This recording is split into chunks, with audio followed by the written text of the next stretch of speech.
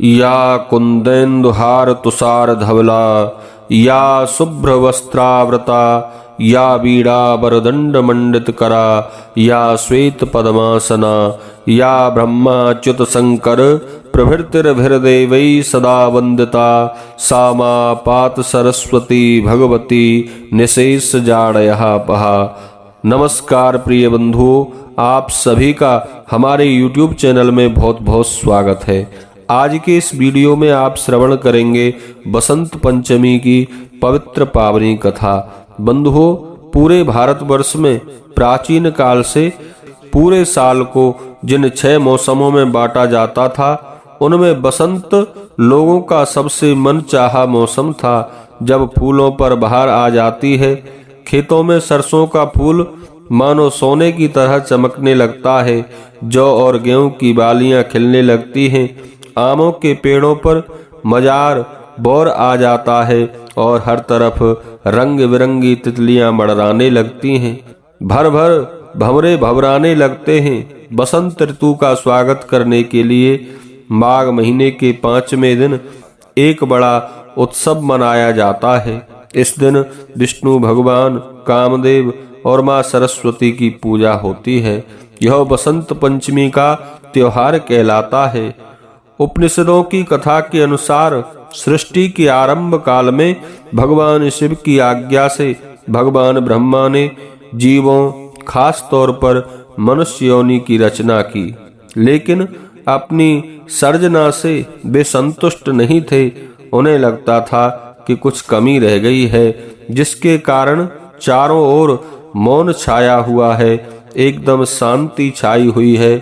तब ब्रह्मा जी ने इस समस्या के निवारण के लिए अपने कमंडल से जल अपने हथेली में लेकर संकल्प स्वरूप उस जल को छिड़ककर भगवान श्री विष्णु की स्तुति करनी आरंभ की। ब्रह्मा जी के किए स्तुति को सुनकर भगवान विष्णु तत्काल ही उनके सम्मुख प्रकट हो गए और उनकी समस्या जानकर भगवान विष्णु ने आदि शक्ति दुर्गा माता का आह्वान किया। विष्णु जी के द्वारा आह्वान होने के कारण भगवती दुर्गा वहां तुरंत प्रकट हो गईं। तब ब्रह्मा एवं विष्णु जी ने उन्हें इस संकट को दूर करने का निवेदन किया।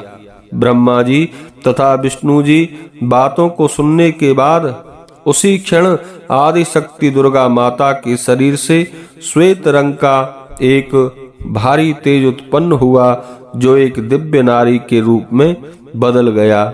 यह स्वरूप एक चतुर्भुजी सुंदर स्त्री का था, जिनके एक हाथ में बीड़ा तथा दूसरे हाथ में वरमुद्रा है। अन्य दोनों हाथों में पुस्तक एवं माला थी। आदि शक्ति श्री दुर्गा के शरीर से उत्पन्न तेज से प्रकट होते ही उन देवी ने बीड़ा का मधुर नाद किया, जिससे संसार के समस्त जीव जंतुओं को वाणी प्राप्त हो गई। जलधारा में कोलाहल व्याप्त हो गया, पवन चलने से सरसराहट होने लगी। तब सभी देवताओं ने शब्द और रस का संचार कर देने वाली उन देवी को वाणी की अधिष्ठात्री देवी सरस्वती कहा। फिर आदि शक्ति भगवती दुर्गा ने ब्रह्मा जी से कहा कि मेरे तेज से उत्पन्न हुई ये देवी सरस्वती आपकी पत्नी बनेंगी।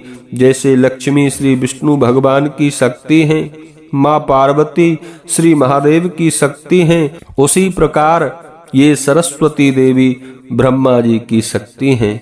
ऐसा कहकर आदि शक्ति श्री दुर्गा सब देवताओं के देखते देखते वहां अंतर ध्यान हो गईं। इसके बाद सभी देवता सृष्टि के संचालन में संलग्न हो गए। सरस्वती माँ को बागीश्वरी देवी, भगवती, शारदा, बीड़ा वादनी और बाग देवी सहित अनेकों नामों से पूजा जाता है। ये विद्या और बुद्धि प्रदाता हैं। संगीत की उत्पत्ति करने के कारण ये संगीत की देवी भी हैं। बसंत पंचमी के दिन को इनके प्रकटोत्सव के रूप में मनाया जाता है। ऋग्वेद में भगवती सरस्वती का वर्णन करते हुए कहा है, प्रणो देवी सरस्वती बाजे भिर्वाजनी बती, धीना मणित्रयावतु अर्थात ये परम चेतना है। सरस्वती के रूप में ये हमारी बुद्धि, प्रज्ञा तथा मनोवृत्तियों की संरक्षका हैं। हम में जो आचार और मेधा है उसका आधार भगवती सरस्वती ही है। इनकी समृद्धि और स्वरूप का वैभव अद्भुत है। पुराणों के अनुसार श्री कृष्ण भगवान ने भी मां सरस्वती से प्रसन्न होकर उन्हें वरदान दिया था कि बसंत पंचमी के दिन तुम्हारी भी आराधना की जाएगी, और तभी से इस वरदान के फलस्वरूप भारतवर्ष में बसंत पंचमी के दिन विद्या की देवी मां सरस्वती की पूजा होने लगी। बोलिए सरस्वती माता की जय।